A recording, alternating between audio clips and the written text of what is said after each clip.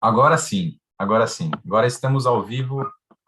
Alex, seja muito bem-vindo ao terceiro CEO Cast do ano, que é o podcast com imagem da VDI. Eu acho que a gente acabou nem comentando, mas o pessoal aqui vê pelo YouTube, mas depois escuta também pelo Spotify em formato de áudio, né? Então a gente recebe alguns feedbacks que o pessoal está no trânsito e vai escutando a gente, ou de repente está fazendo algum exercício, nos ouvindo também, ouvindo algum episódio do seu cast. Então, a gente tem essas duas plataformas e tem tido um feedback muito bacana das pessoas.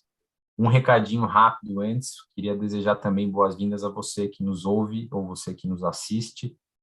Se você não conhece a VDI é uma associação sem fins lucrativos, que refere-se principalmente aos engenheiros Brasil-Alemanha, e tem como objetivo, de uma maneira geral, lutar pela engenharia no Brasil. A gente acredita numa sociedade melhor através da engenharia.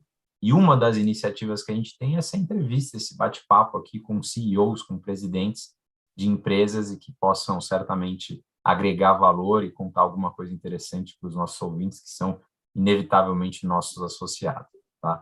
Então, você que está no YouTube, queria te lembrar, por fim, que você pode interagir conosco, né? Então, se você eventualmente quiser fazer alguma pergunta, eu vou ler aqui no chat, prometo, tá?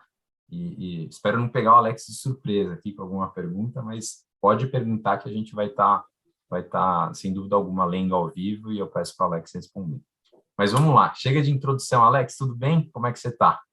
Estou ótimo, João Vitor. Obrigado pelo convite. Um prazer estar aqui contigo nesse bate-papo aí. Espero trazer algumas coisas aí que sejam relevantes para quem nos ouve aí também.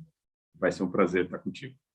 Sem dúvida que vai, Alex, prazer também é recíproco. Você é uma pessoa que tem uma carreira muito sólida, numa posição muito importante agora e com uma experiência muito bacana que tenho certeza que vai agregar pelo menos alguma coisinha para as pessoas que estão ouvindo.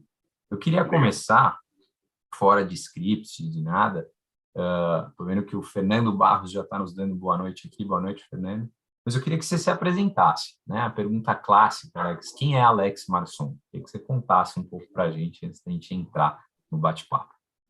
Que legal, João. Eu acho que dá para abordar essa pergunta por vários aspectos, né? Vou me focar aqui naquilo que é mais relevante para quem nos ouve, nos aspectos profissionais. Aí eu tenho uma carreira, já que às vezes me assusta a contagem de anos, porque eu estou há 35 anos no setor industrial, né? Desde que eu comecei como aprendiz em 1987 numa fábrica da Volkswagen lá em São Bernardo. Eu sou de São Bernardo originalmente, né? A família do meu pai é da colônia italiana lá que deu origem a essa cidade que foi palco aí de muito do movimento da chegada da indústria automotiva aqui no Brasil lá nos anos 50, né?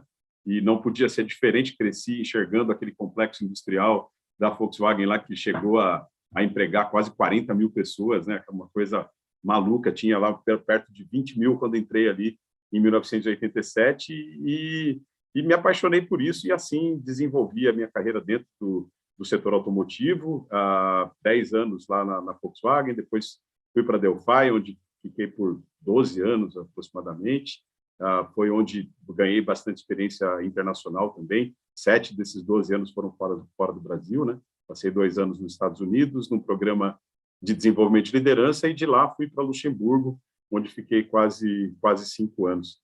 E retornando aqui para o Brasil, vim para Santa Catarina, já casado com uma catarinense, com o nosso primeiro filho também, escolhemos morar aqui, e foi aqui que conheci, então, o universo das empresas familiares, né, que é um universo muito importante aqui do nosso estado, a presença industrial do nosso estado aqui está muito voltada realmente a médias empresas, assim, como a Rudolph, como a Rufix, né, como a Usitim, que são parte aí do nosso grupo da Cristal, e a gente vai falar um pouquinho a respeito da Cristal. Estou aqui há quase 10 anos já, há 7 anos como CEO da Rudolph e há 2 anos quase agora como CEO da nossa holding, que recebe aí, então, mais recentemente, é rebatizada aí como a Cristal. Legal, Alex, legal. E você sabe que um dos pontos que me chama bastante atenção, e a gente vai explorar na nossa conversa, sem dúvida alguma, é essa questão de empresa familiar, né? Ou empresa média, ou empresa pequena. A gente tem uma bandeira muito forte aqui na VDI de se posicionar como apoiador desse tipo de indústria, desse tipo de empresa, que, querendo ou não, por mais que os big players, de fato, comandem bastante o mercado, a grande geração de mão de obra e de PIB nacional, ou mesmo na Alemanha, vem das pequenas e médias empresas, né? Então, é um setor muito importante e que, às vezes, acho que hoje em dia menos, mas carece de certas iniciativas. Então, a gente tenta focar bastante nesse público e, querendo ou não, é a maior parte das pessoas que nos ouvem, né? Sim, sim. E nesse contexto, Alex, já que a primeira pergunta foi introdutória, eu queria que a segunda fosse também para o pessoal conhecer a Cristal, né? O pessoal da VDI já conhece relativamente bem a Rudolph, mas sem dúvida alguma seria legal você comentar um pouco mais por causa da relação com a Bosch, teve o projeto com o FINEP, depois seria legal você comentar também. Mas eu queria que você me contasse o que é a Cristal Holding e como que vocês trabalham. Legal, João Vitor.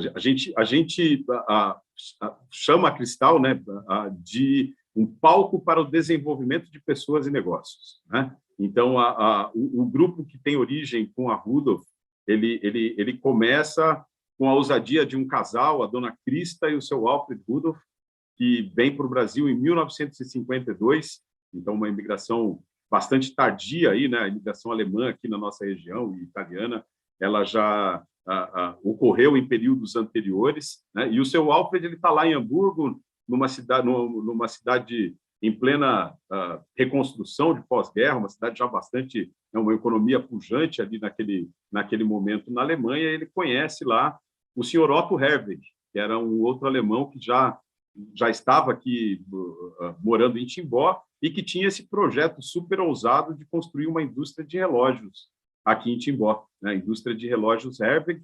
Ele conhece em Hamburgo, então, o seu Alfred, que é um mecânico de precisão, era um mecânico de precisão de mão cheia e capaz de levar adiante, aí, junto com o senhor Otto Herweg, esse projeto ousado, né? Hoje nós chamamos de um nome bonito, né? Eles fazem a engenharia reversa, né? Ou seja, eles copiam um relógio despertador suíço, aquele mesmo que a gente conhece lá de cabeceira, né? O clássico, né? E esse projeto ele traz toda a ousadia do que é, né, você fazer isso aqui em Timbó, com a falta de recursos que existia aqui naquela época, né? Então, a gente ouve aqui histórias como, né, fazer um modelo de fundição para fundir a carcaça da máquina que vai ser usada para usinar componentes para o relógio, né? E eles nacionalizam, de fato, todos os componentes desse relógio, com exceção da mola, que continua a ser importada, o único produto que continuou a ser importado da Europa, né? Essa história termina, inclusive, com a Herweg produzindo para aquele fabricante de quem eles tinham copiado o projeto, produzindo esse relógio para aquele fabricante que, naquela ocasião, já não tinha mais na sua linha de produtos a fabricação daquele modelo de relógios, né? Então, a Cristal ela nasce com o nome, inclusive, honrando a esse casal, né? É a junção dos nomes da dona Crista e do seu Alfred Rudolph, nesse momento em que o grupo Rudolph, né, que é como nós olhávamos até aquele momento, busca uma maior integração das suas unidades e esse passo de ousadia também para o futuro, né? A Rudolph é uma empresa que foi fundada em 1973, então nós estamos próximos aí ao aniversário de 50 anos da Rudolph. Eu faço 50 antes, né? Eu faço em agosto agora e depois a Rudolph só em janeiro de 2023. E essa trajetória da Rudolph, ela foi marcada por alguns passos que deram origem a outros negócios, né? Então, em 2000, nasce a Usitim, que é uma empresa que trabalha com competência e inovação na fabricação de produtos usinados. É uma empresa que nasce para atender outros segmentos no momento em que a Rudolph se especializava muito no setor automotivo. A Rudolph foi a primeira empresa de usinagem no Brasil a se certificar na então ISO TS 16949, naquele período, né?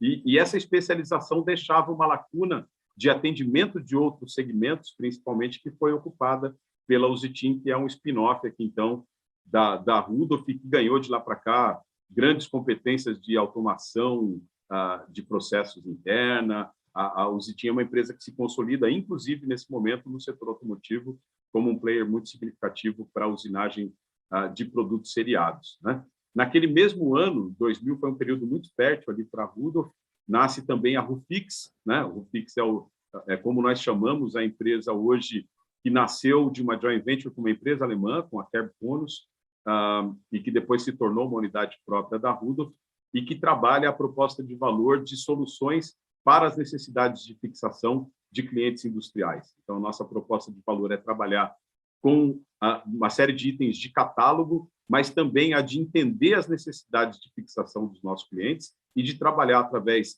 de engenharia de aplicação, de soluções logísticas, a consolidação das necessidades de fixação desses clientes, né? 2003, a gente inicia a nossa operação na Eslováquia, então a Rudolph é uma multinacional brasileira já desde 2003, né? Quando a gente inicia essa operação, a gente está numa cidade lá que chama Spišská Nová Ves, fica no leste da Eslováquia, bem ao sul de Cracóvia, na Polônia, e de onde nós atendemos diversos clientes ali no mercado europeu, a gente exporta para os Estados Unidos também, mas os nossos principais clientes estão em plantas ali na Alemanha, na Hungria, enfim, na Europa, tanto na Europa ocidental ali como no leste europeu, né?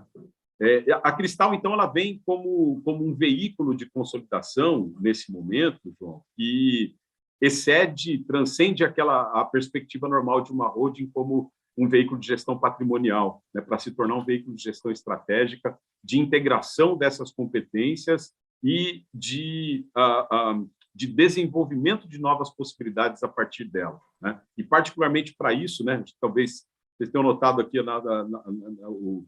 a marca Cristal, com as 4 marcas que compõem o nosso grupo nesse momento, e tem uma 4ª marca da qual eu não falei ali, que é a RUP, né? A RUP, ela nasce como o nosso espaço para a ampliação das nossas competências e para a aplicação dessas nossas competências em outros modelos de negócio, né? Então, talvez até passo o gancho já, estou emendando aqui algumas coisas, com relação à sua questão, né, de soluções de indústria 4.0, acho que você trouxe ali um pouco dessa questão, e a RUP, ela tem um papel central com relação a isso, né? Eu vou trazer um caso que ilustra essa atuação da RUP, que é justamente onde você falou com relação ao que nós temos feito com relação à digitalização dos nossos ambientes de fábrica, né? Então, esse processo ele começou com um grande parceiro nosso, que é a Bosch. A semente dele foi plantado nessa parceria, quando a Bosch buscava, na sua base de fornecedores, há alguns anos, um fornecedor que participasse de um piloto de um projeto, né, que foi chamado de Indústria 4.0 Smart Retrofit, né? E a gente gostou muito dessa ideia porque justamente ela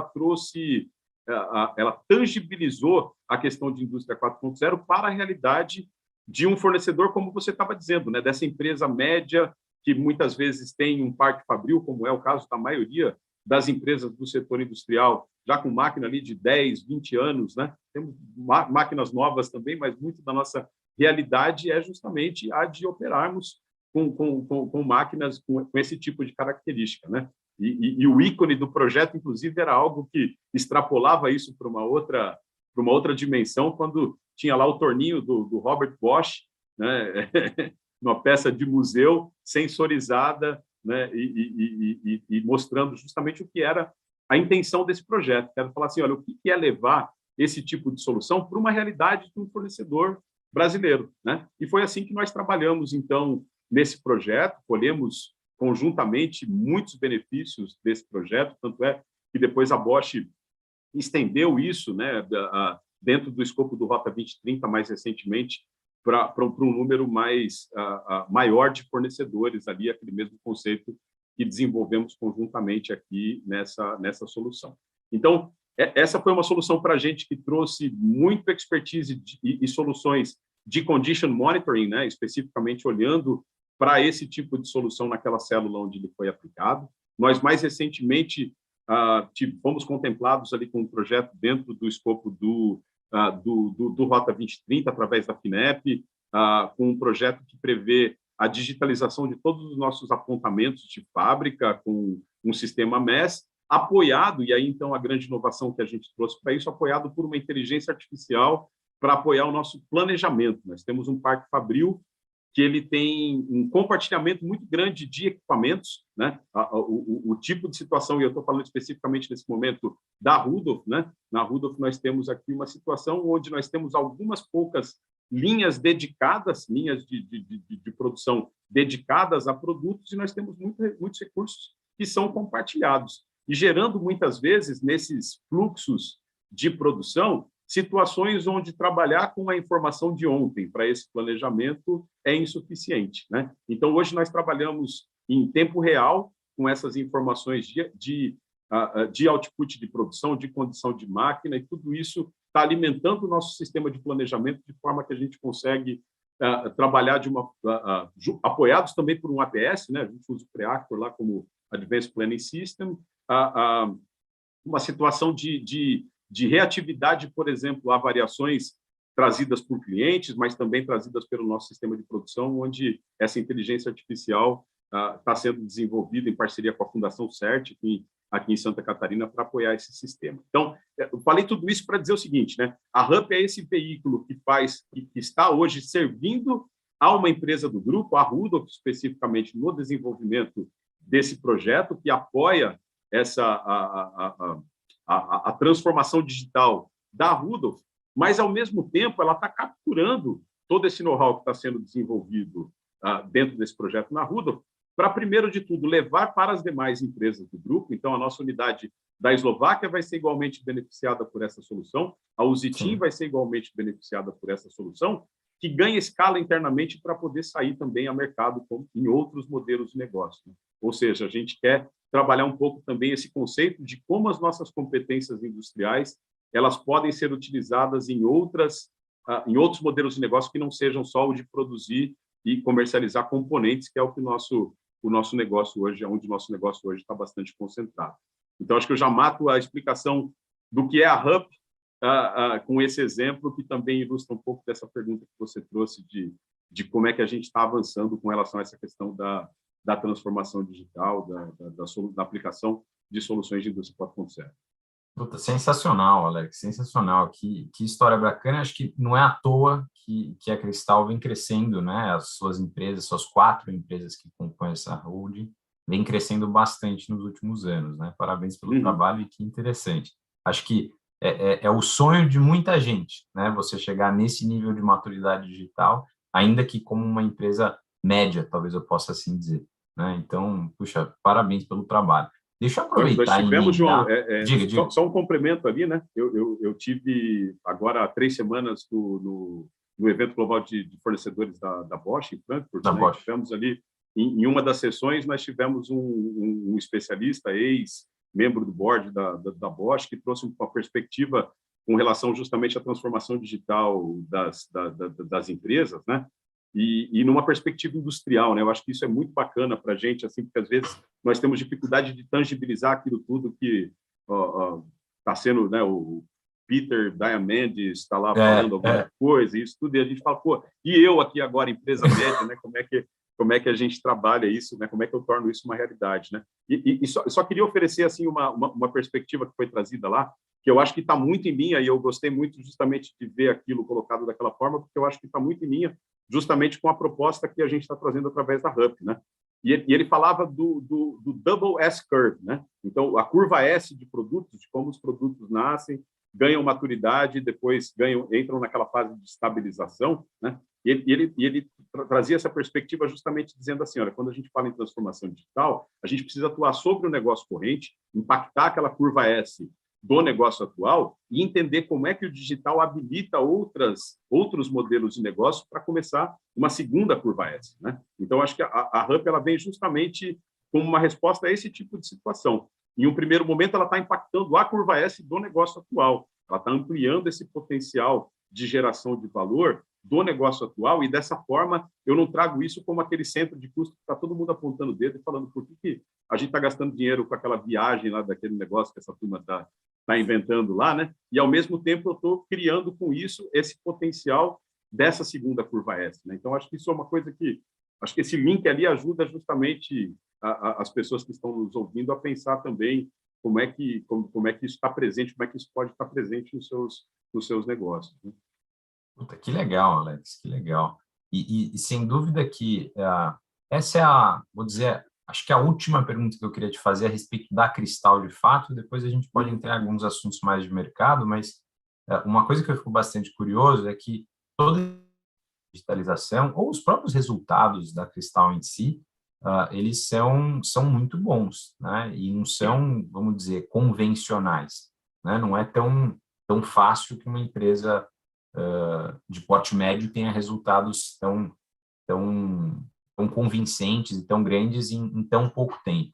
Então, o que eu queria te perguntar como que culturalmente é a Cristal, né? Porque, sem dúvida que isso tudo é impossível ser feito sem pessoas, né? Então, teve muita gente que participou de muita coisa.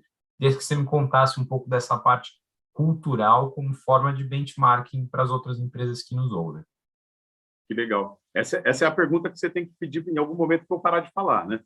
Tá, eu te corto, qualquer coisa. Porque é o tema justamente assim, eu acredito muito que a transformação cultural é a base, inclusive para a transformação digital, né?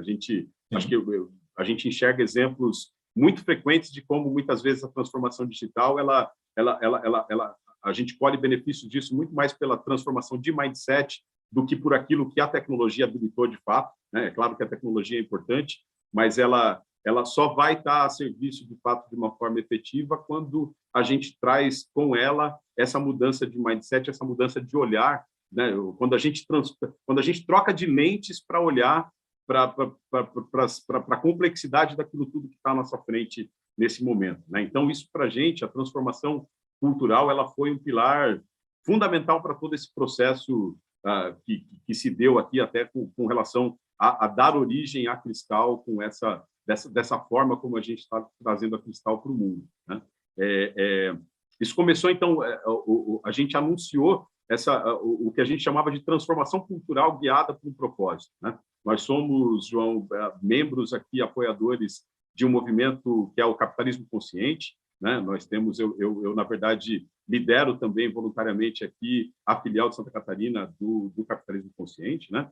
E o Capitalismo Consciente ele traz essa proposta justamente da gente atualizar o nosso sistema operacional, né, com relação a como é que a gente pega esse sistema que nós criamos, poderosíssimo, que é o capitalismo, que gerou tanta prosperidade para o mundo, para as pessoas, né, ao longo dos últimos 100, 200 anos ali, desde a Revolução Industrial, lá que a gente vem colhendo esses benefícios, e como é que a gente atualiza isso, acreditando que a gente pode, no final das contas, aspirar muito mais, né? Que quando a gente traz isso para uma realidade atual, a gente consegue enxergar que tem uma série de coisas, e vide aí toda a atenção que ganhou, todo o holofote que ganhou, a sigla ESG, né? De como a gente olha hoje, com a clareza que temos hoje de que o resultado econômico ele é, obviamente, muito importante, mas ele só é sustentável se a gente tiver uma harmonização, de fato, de questões de como é que a empresa gera valor para as pessoas, para o mundo, de como é que ela lida com as suas relações sociais e de como é que ela impacta a possibilidade de futuras gerações de também colherem os benefícios disso que a gente está criando, né? Então, o capitalismo consciente ele oferece um modelo muito simples para as empresas de olhar para isso, baseado em 4 pilares. O primeiro pilar é o propósito maior, né? O propósito maior assume justamente de que uma empresa ela existe para gerar valor para a sociedade, ela existe para cumprir um propósito através do qual ela captura valor na forma de lucro, né? Então, o capitalismo consciente ele não é contra o lucro, pelo contrário, né? Nós percebemos, inclusive, através de pesquisas como a que é realizada hoje aqui no Brasil, através da Humanizadas, que as empresas que têm essa prática, elas, inclusive, têm resultados financeiros superiores à média dos mercados onde elas atuam, né? Então, não se trata de não querer lucro, mas se trata, sim, de perceber que o lucro é, como diz aí o professor José Carlos Teixeira Moreira, aí da Escola de Marketing Industrial, já desde lá dos anos 80, é a justa paga da sociedade para um valor gerado, né? Então, quando a gente olha, quando a gente se orienta a um propósito, a gente melhora justamente esse ciclo de conversão, né? Porque eu estou focando, assim como eu tenho que produzir células vermelhas todo dia para sobreviver aqui, uma empresa precisa produzir lucro. Mas o propósito da minha vida não é produzir célula vermelha, né? Então, essa orientação, ela acaba, como eu disse, melhorando essa conversão, apoiada, então, por outros 3 pilares. Integração dos stakeholders, é esse olhar que já é uma característica muito forte da Rudolph, da Cristal, desde sempre, de ter, de forma, inclusive, muito explícita, essa clareza de dizer, olha, nós queremos gerar valor compartilhado. Nós estamos em qualquer cadeia onde a gente se apresenta, a nossa primeira preocupação é como é que nós geramos valor juntos. Como é que a gente vai compartilhar valor é uma coisa que vem depois, porque quando a gente gera valor, o sistema tem prosperidade, o sistema é capaz de equacionar isso de uma forma adequada, né? E, por último, cultura consciente, liderança consciente, né? Que são extremamente interligados. A cultura de uma empresa é reflexo da liderança da empresa e trabalhar os aspectos de consciência, os aspectos até mesmo de autoconhecimento, a condição interior da liderança é algo que nós consideramos fundamental para esse processo de transformação cultural. Então, foi assim que a gente guiou esse processo, João, e essa questão da clareza de propósito, né? A nossa declaração de propósito é inspirar e desenvolver pessoas para a excelência, né? Eu costumo dizer que esse é um propósito que ele é generativo, né? Ele não gera coisa, não é através do nosso propósito que a gente fala do que a gente faz, mas tudo o que a gente faz é gerado a partir dessa intenção, né, de inspirar e desenvolver as pessoas para a excelência dentro dos seus projetos pessoais, dentro daquilo que realmente anima cada um, e quando a gente junta tudo isso, né, numa direção comum, é natural que esse sistema produza realmente coisas que não necessariamente a gente seja capaz de colocar no nosso plano plurianual aqui, né? Temos cada vez mais trabalhar de uma perspectiva que se afasta um pouco daquela mentalidade que a gente veio até aqui, de planejamento, comando e controle, entendendo que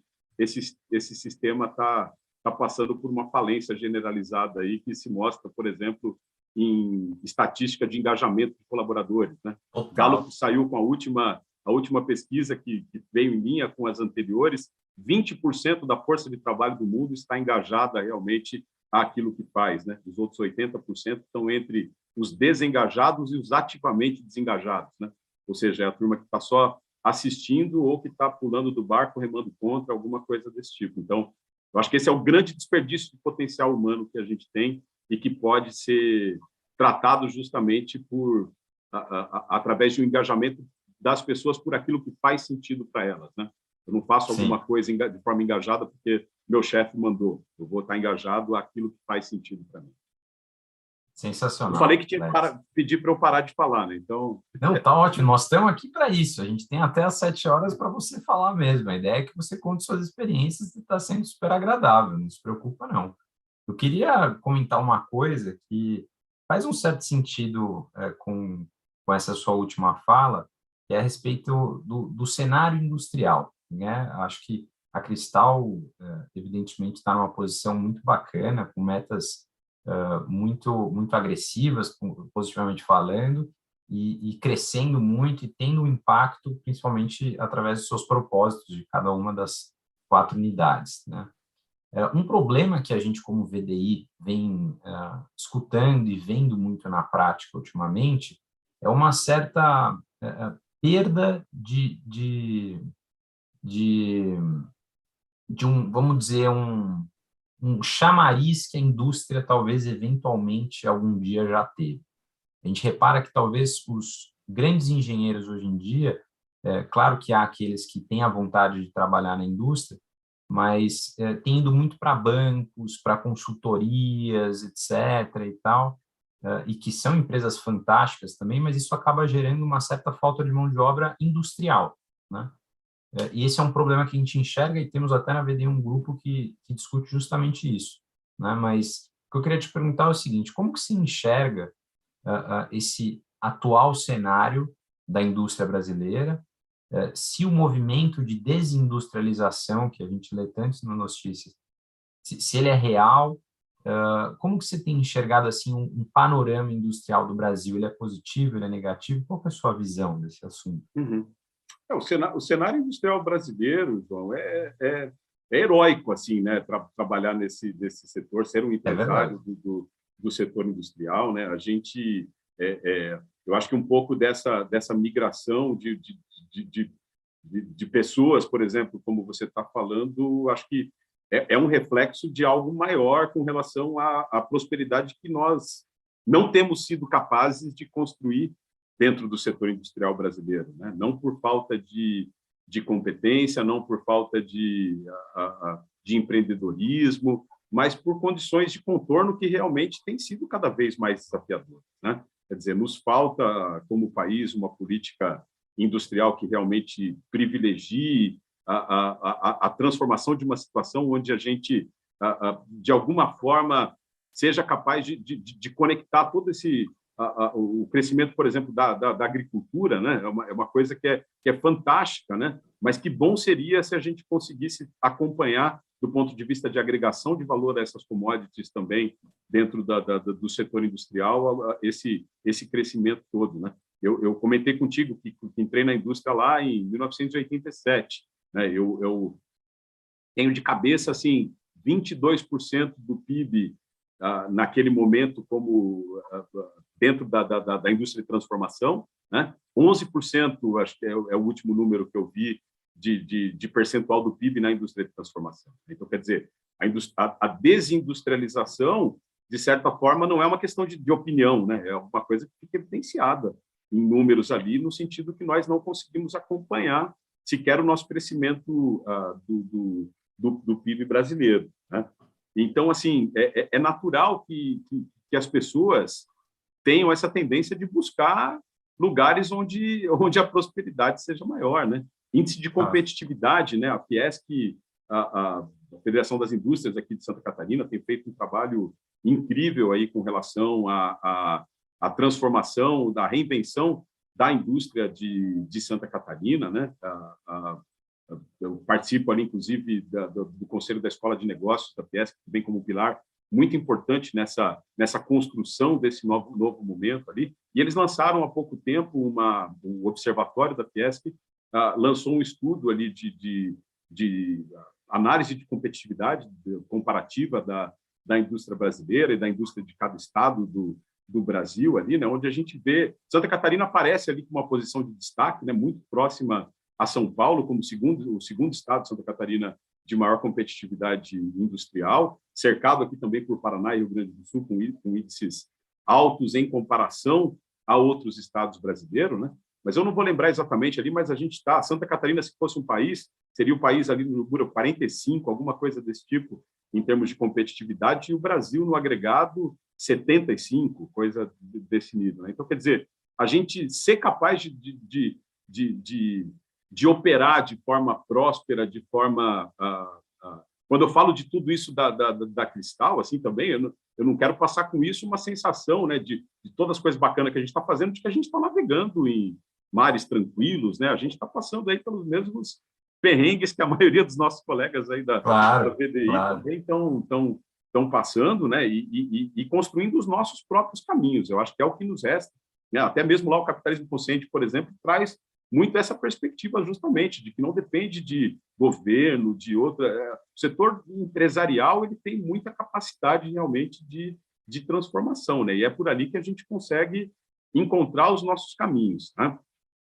Dito isso, eu não posso deixar de alimentar muita esperança com relação ao que nós temos visto de rebalanceamento de cadeias globais, de situações aí que a pandemia evidenciou ou reforçou, né, em termos da importância da gente ter cadeias regionais fortes e capazes de dar conta das demandas industriais, né? Então, dentro do setor que é o nosso principal segmento, que é o automotivo, a gente vê isso muito claramente, esse movimento de nacionalização de componentes, são as ondas que a gente vem buscando surfar e que a gente vai ser capaz de dar conta de fazer, apoiados pelo que pode ser uma grande oportunidade também para a indústria brasileira, que é aproveitar esse momento de transformação e se equipar para mudar esse quadro de competitividade, apesar de, né? Ou seja, apesar de tudo que está da porta para fora, eu preciso ser muito bom aqui dentro para conseguir ter uma resposta a esse desafio que está sendo colocado para nós, por exemplo, pelos nossos clientes que demandam conteúdo local e que muitas vezes não encontram aqui uma base industrial capaz de dar conta da competitividade necessária para esse movimento, né? Então, esse é um pouco de como eu vejo esse quadro, né? Como é que a gente dá conta de, apesar de reindustrializarmos o Brasil, porque isso não parece ser só um desejo do setor industrial, mas uma demanda, no final das contas, como eu estava colocando, da sociedade, né? Porque a gente não pode continuar tão dependente do tipo de fluxo de cadeia que nós temos hoje implementado globalmente, né? E há uma frase famosa, Alex, que diz que um país forte é um país com uma indústria forte, né? Então, a gente tem que tentar, como empresários, alavancar esse processo de reindustrialização e não de desindustrialização. Perfeito, E perfeito. dentro desse contexto todo, Alex, a gente comentou brevemente, queria que você explorasse um pouco mais a questão da média empresa, né? Onde que a média empresa se encaixa nesse contexto como um todo? Você que já teve experiência dos dois lados da mesa, vamos dizer, tanto empresa familiar, empresa pequena, empresa média, quanto grandes empresas. Quais são as diferenças? Qual que é a importância? Conta um pouco para mim, por favor. Legal. Eu acho assim, ó, particularmente aqui em Santa Catarina, né, eu tive esse presente, que é essa oportunidade justamente de estar muito próximo desse universo, né? Até então, eu estava muito ali naquelas empresas despersonificadas, digamos, né? Aquelas e me ocorre aqui agora assim de comentar, né, João? Eu faço um paralelo às vezes, né?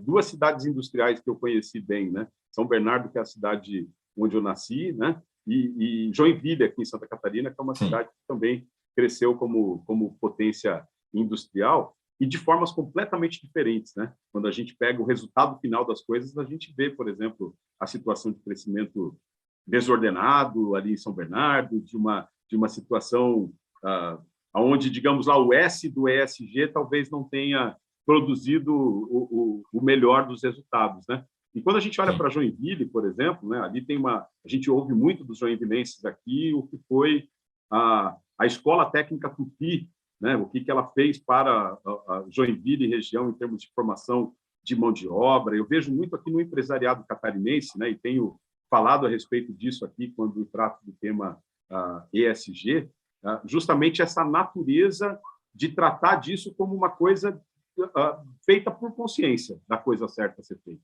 né? E eu acho que a média empresa, as empresas familiares, toda essa camada que nós temos, né, de que não são das grandes corporações, tem um papel fundamental justamente nesse aspecto, né? E produziram aqui por Santa Catarina resultados fantásticos aí, né?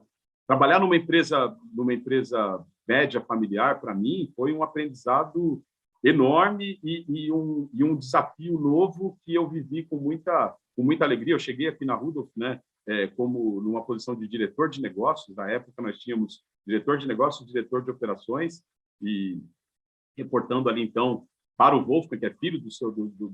acabei não contando essa parte da história, né, mas a dona Cristi, o seu Alfred trabalhou a vida toda atuando na Herweg, né? E ele começa a Rudolph na garagem de casa para dar conta de produção de itens usinados que passavam a ser demandados pela indústria que estava crescendo aqui em Santa Catarina, em Braco, né? As empresas batiam lá na Herweg e a Herweg falava, poxa, eu usino peça, mas para fazer relógio, não estou interessado nisso. O Alfred viu aquela oportunidade e começou o negócio na garagem de casa. O filho mais velho, o Wolfgang, vai para São Bernardo estudar engenharia lá na FEI. Quando volta para cá, em 77, se não me engano, encontra a empresa com 4 funcionários na garagem de casa e temos nele muito essa figura também do fundador ou do condutor, né, desse bastão do legado da empresa ao longo de todos esses anos, né? E fiz essa transição, então, né, de quem tinha tido todo esse papel ao longo de todos esses anos, né? E costumo sempre dizer assim, né, e acho que isso é um fator muito importante, a questão de sucessão nas empresas familiares, nas médias empresas, aí, nessa camada toda, João, é aqui um fator hoje muito presente para muitas empresas aqui da região, né? E acho que se O que a gente teve de sucesso nesse processo, eu acho que se deve justamente a uma clareza de que nós não estávamos fazendo uma transição para uma pessoa que vinha agora para assumir aquele papel, né?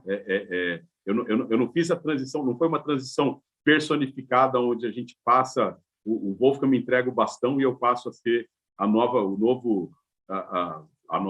pessoa guardião do bastão da Rudolph para as próximas décadas, né? A gente está fazendo uma transição aqui que transcende qualquer pessoa que passa a assumir aquele cargo nesse momento, né? Estou atuando como CEO da Cristal, mas a Cristal está preparada para outros momentos onde outras pessoas virão ocupar esse espaço. E a clareza de propósito, eu acho que é algo fundamental nesse sentido. E a gente passou anos aí mergulhando nessa essência para entender o que está por trás desse projeto, né? O que a Cristal representa, qual é a essência que precisa ser preservada à medida que a gente passa por esses momentos de transformação, né? Essa essência ela precisa ser muito pouco, né? Na verdade, a gente precisa ter o desprendimento para ir deixando um monte de coisa para trás que não serve mais. Mas ter a clareza do que é aquilo que segue, né, é algo que faz com que o processo de transição tenha uma chance de sucesso muito maior, independentemente de quem está ocupando aquela posição naquele momento, né?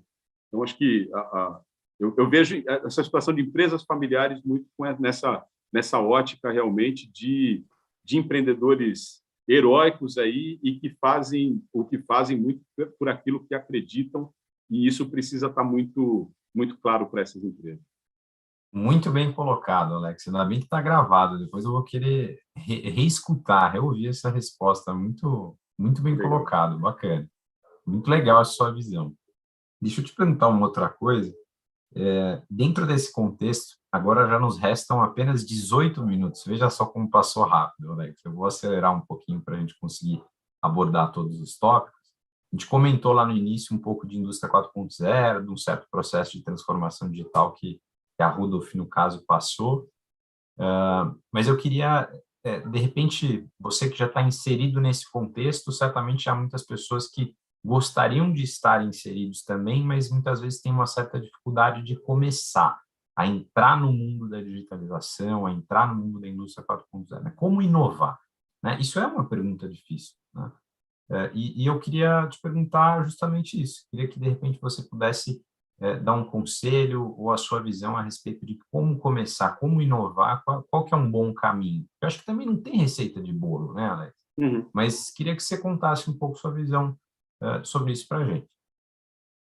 Legal, João. A primeira coisa que me vem em mente é colaboração, né? A questão, assim, inovação aberta para a gente, por exemplo, é uma coisa que é um pilar fundamental na resposta do como inovar, né? No sentido de que estarmos abertos, né? E aí pego até o caso que eu citei agora há pouco, né? Quer dizer, nós tivemos lá atrás a disposição né? E a Bosch sempre muito cuidadosa de dizer para a gente, olha, nós teremos confidencialidade preservada, tal. Muitos fornecedores, por exemplo, numa situação dessa, a primeira preocupação vai ser de como é que eu protejo o meu quadradinho, né? Como é que eu me protejo do outro, né? E a gente sempre teve uma postura, e isso, de novo, como eu digo, é DNA da Rudolph. Isso não é uma coisa que eu inventei aqui, né? O DNA da Rudolph, por exemplo, é de muita transparência, é de muita cartas na mesa, como é que a gente constrói valor juntos, né? E isso nos deixa muito, nos habilita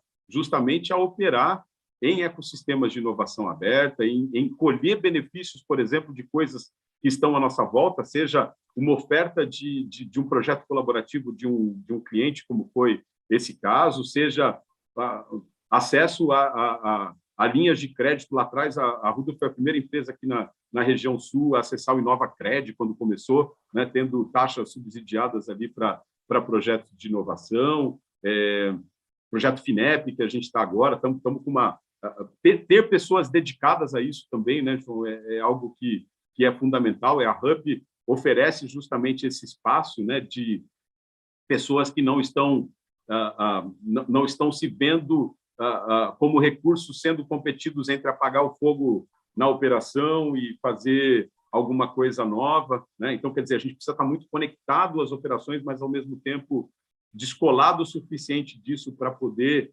pensar realmente em possibilidades que transcendem aquele contexto do que está rolando na operação no dia a dia, né? Então, acho que são alguns dos ingredientes assim que eu trago que eu considero fundamental, né? Essa abertura aos ecossistemas de inovação e a construção de colaboração com parceiros, clientes, fornecedores, chamar as pessoas para o jogo, né? Me lembrei aqui agora de uma passagem, comecinho da pandemia, né? Março de 2020, lá, a gente naquela incerteza toda, as pessoas extremamente em pânico geral, né? A gente viveu um momento de, pô, e agora? O que vai ser? Né? E nós tínhamos, em dezembro de 2019, coincidentemente, feito um grande evento aqui para falar do nosso propósito, da transformação cultural, com todos os nossos colaboradores. Foi um evento super bacana. Dezembro de 2019, alguns meses depois, chega essa situação, né? E nós reafirmamos de uma forma muito clara muitos dos compromissos que tínhamos feito em dezembro, dizendo, por exemplo, antes de se ter qualquer situação de auxílio de governo para redução de jornada, coisa desse tipo, um dos anúncios corajosos que nós fizemos naquele momento foi dizer, nós não vamos demitir ninguém. Nós acreditamos que nós seremos mais fortes atravessando esse negócio juntos. Como é que a gente vai fazer? Agora aí tem a responsabilização de todos, né? Como a gente vai fazer, vocês vão ter que ajudar a gente a entender. Né? Não tem uma coisa assim de que a empresa não vai demitir porque, de repente, já tem uma fórmula definida ou qualquer coisa desse tipo, né? E nós chamamos todo mundo para o intraempreendedorismo naquele momento.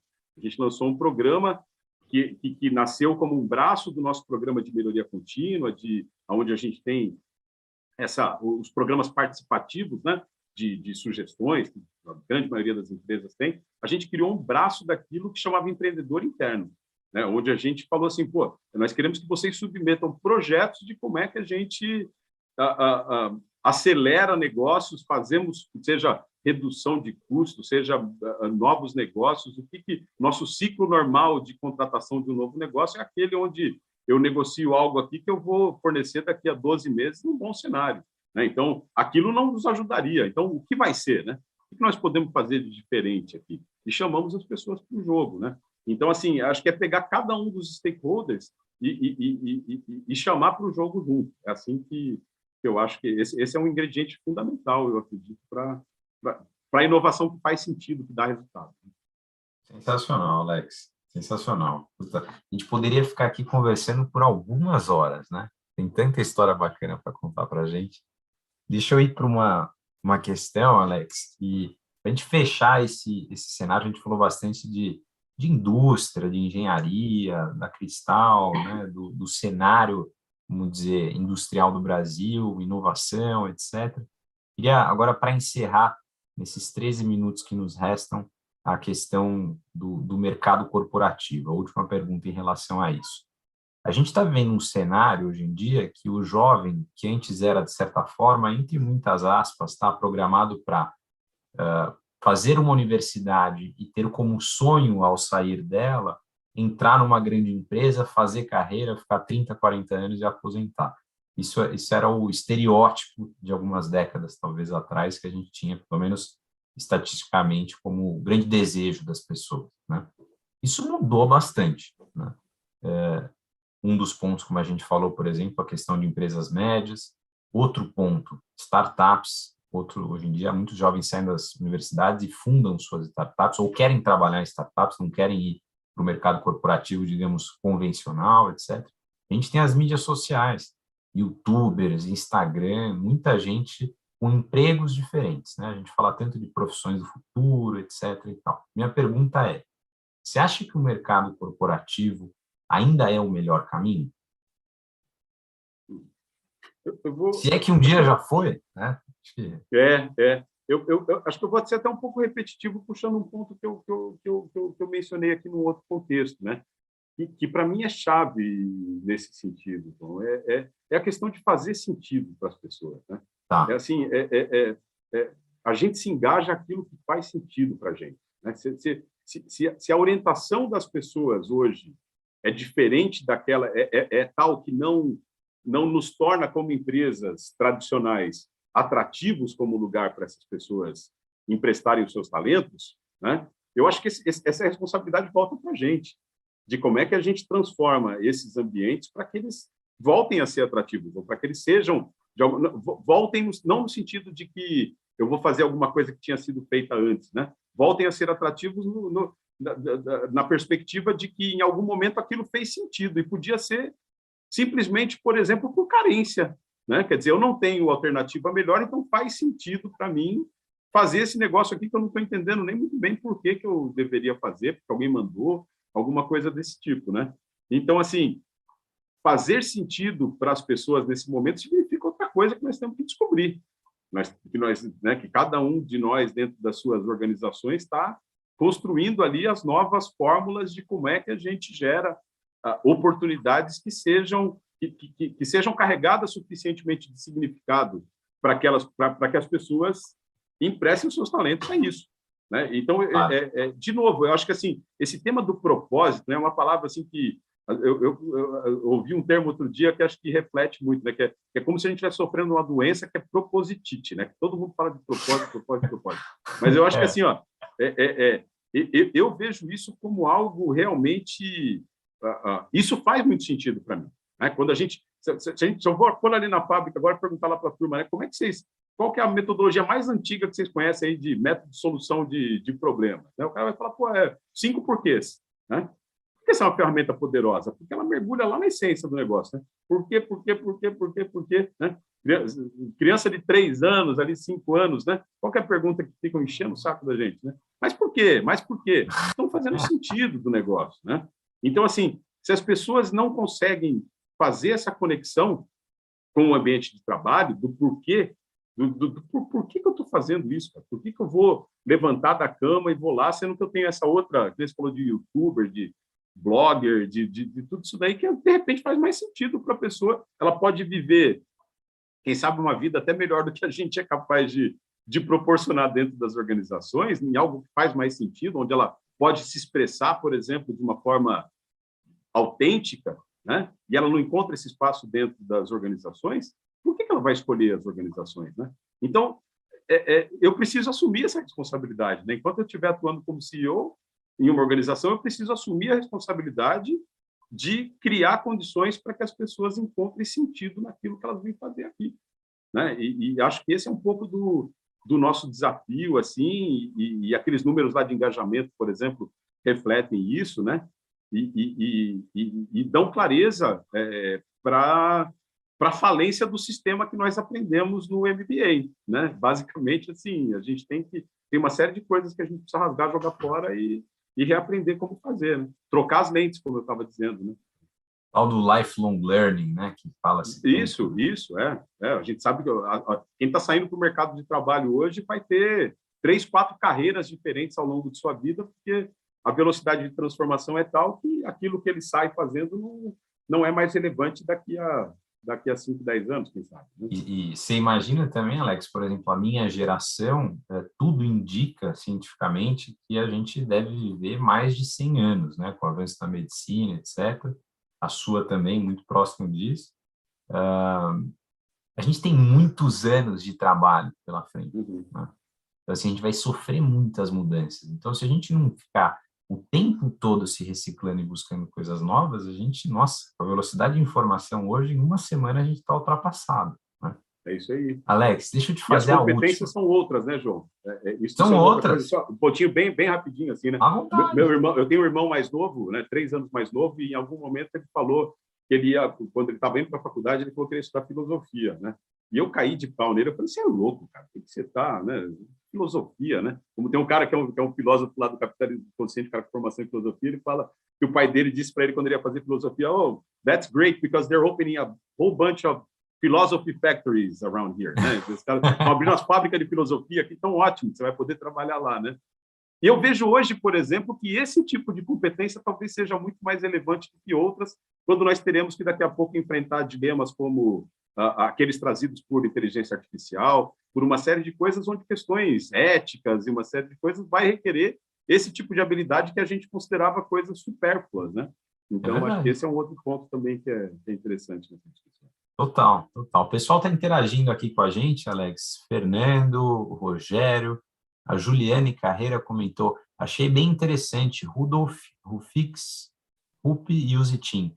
Além do sonho em comum, construir excelência. O diálogo está tão bom. Olha que legal, o pessoal Que interagindo legal. aqui com a gente. Obrigado. Obrigado pelo carinho, Juliane. Última de todas, Alex, para a gente liberar o pessoal para poder ir para casa, para poder ir jantar.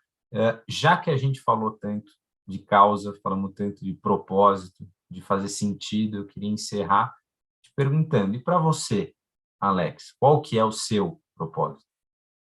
Eu acredito em propósitos como declarações, né? Eu não acredito em propósitos imutáveis, né? Mas a minha declaração hoje profissional está muito voltada a inspirar caminhos conscientes para as organizações. É a forma como eu consigo hoje declarar aquilo que para mim faz sentido, aquilo que para mim se conecta à minha essência de uma forma que eu me engaje ao que eu estou fazendo, não porque alguém mandou ou porque é o que o meu papel define que eu tenho que fazer, né? Acho que nossos papéis têm mudado tanto, né, João? E eu definitivamente não me considero um CEO tradicional, né? Até eu comento isso com o pessoal aqui, né? A análise de DISC lá, por exemplo, né? O DISC, por exemplo, coloca o meu papel não aderente para CEO, né? Então, olha só, erraram aqui na minha contratação e eu estou fazendo aí do meu jeito diferente. E está dando certo, Alex, parabéns. Se me permite uma rápida reflexão, eu sei que o episódio não é sobre mim, eu só sou o condutor da conversa, mas uma das últimas reflexões que eu venho tendo é o seguinte, dentro da linha do propósito, às vezes a gente passa muito tempo discutindo, ou muitas vezes procurando o nosso propósito, né? E não necessariamente você vai concordar com o que eu tenho que falar, mas eu virei uma certa chave na minha cabeça e falei, puxa, de repente eu não tenho que encontrar o meu propósito, eu posso escolher o meu propósito, por que não? Né? E eu vejo que as pessoas, de repente, passam tantos anos com essa história de procurar, puta, eu preciso achar para ser feliz. Você pode escolher, né? Assim, a gente tem a liberdade de poder escolher o nosso propósito. Isso é fantástico. Né? Isso é fantástico. Eu concordo contigo, eu acredito na potência das declarações, né? E de que quando eu coloco uma declaração no mundo, né? Então, quando a Rudolph, por exemplo, a Cristal hoje, esse propósito ele nasceu na Rudolph e ele foi abraçado pela Cristal, inspirar e desenvolver pessoas para a excelência. Quando eu coloco uma declaração dessa no mundo, eu me responsabilizo por torná-la verdadeira, né? E o meu poder pessoal ele está muito ligado a essa minha capacidade de tornar aquilo uma verdade, né? Quando você fala, pô, eu vou começar a fazer regime a semana que vem, né? Vou fazer uma dieta a partir da semana que vem, né? Você se empodera quando você faz aquilo que você faz, e você perde o seu poder pessoal quando você não faz aquilo que você falou, né? Porque as pessoas passam a não acreditar mais, aquilo tudo, você não acredita mais naquilo e assim vai, né? Então eu vejo propósito muito nessa ótica de declaração, de declarar alguma coisa, uma intenção, para que aquela clareza de intenção seja norteadora do que está valendo, do que não está valendo para você naquele momento. Seja uma pessoa, uma organização, é assim que eu vejo essa questão do propósito. E, de novo, né, sem querer ter razão a respeito disso, né, uma perspectiva de como eu olho para isso também. Imagina, a ideia aqui é a gente bater papo mesmo e fazer com que as pessoas reflitam, né, e tomem suas próprias decisões, né? Ninguém é dono da verdade, muito pelo contrário, a gente está aqui para bater um papo e fazer com que elas tenham insights de como melhorar a vida delas, de como aplicar coisas diferentes nas empresas delas e por aí em diante. Alex, deu nosso horário, passou super rápido, queria te agradecer por ter passado essa hora aqui comigo, foi um grande prazer. Saiba que a VDI tem um super carinho pela Cristal e fiquei bastante contente de ter você esse episódio com a gente. Queria te perguntar se você tem alguma consideração final antes da gente encerrar aqui agora. Não tenho não, João. Fico à disposição, aí é um prazer estar contigo também, estar fazendo parte desse círculo aí da BDI, a gente está muito feliz de fazer parte e fico à disposição aí para aquilo onde puder contribuir. O pessoal pode achar... E agradeço a todo mundo que teve a oportunidade de nos ouvir aí, como eu disse no comecinho, espero que tenha trazido algumas pílulas aí de provocação, de inspiração, de reflexão, e o objetivo terá sido alcançado nesse sentido. Legal. O pessoal consegue te achar no LinkedIn, né, Alex? Consegue, Alex Marçom. Bem fácil. Colocar Cristal Hold no Google também acha, né? Também acha. Uhum. A gente já está com os nossos sites atualizados, perfil de LinkedIn, e se conectem lá. Inclusive, recebemos a notícia hoje a gente inscreveu o nosso caso para a ABX, né? A gente vai ter o evento do Automotive Business como empresa, e estamos entre os 4 finalistas ali como empresa fornecedora do ano. Então, legal. Votem na gente lá também. Boa, Alex. Obrigado. Senhores, senhoras, a gente encerra, então, esse terceiro episódio do ano, na somatória, o 13º que a gente vem fazendo desde o início dessa iniciativa. Queria mais uma vez agradecer você que nos acompanhou. Saiba novamente, reitero que a gente tem, depois dessa live no YouTube, um áudio upado no Spotify para que você possa ouvir e compartilhar com seus colegas, e foi um prazer tê-lo por aqui, assim como também foi um prazer tê-lo por aqui, Alex. A gente vai encerrar a transmissão, você não precisa se preocupar em fechar nada, eu fecho tudo por aqui. Mais uma vez, muito obrigado, boa noite a todos que estão nos ouvindo, nos assistindo.